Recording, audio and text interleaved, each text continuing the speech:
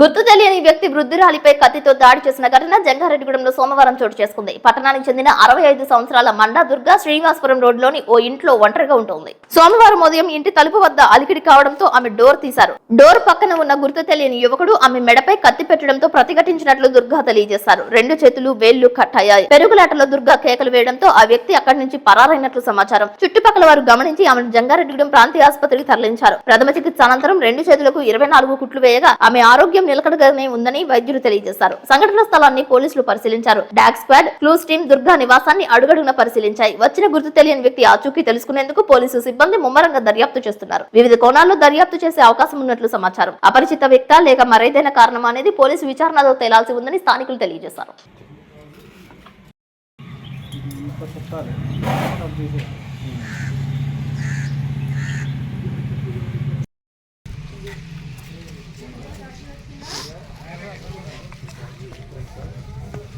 వెళ్ళిపోయింది అక్కడ వెళ్ళిపోయింది.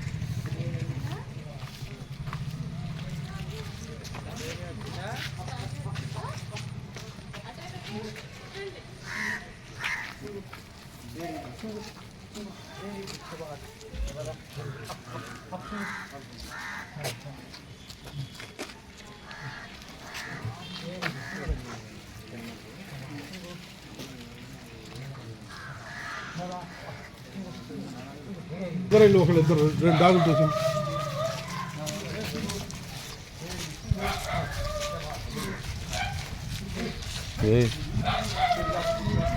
అయిపోయింది.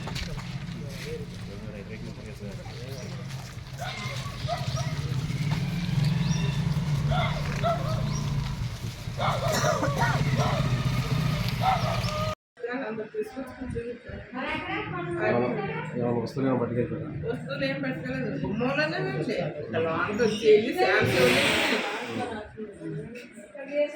ఆ కత్తి చూసేసరికి నేను లోన్కి వెళ్ళి ఛాన్స్ ఇవ్వలేదు, పెట్టేసుకున్నాను. దొరికండి మండా దొరికా రంగారెడ్డి 65.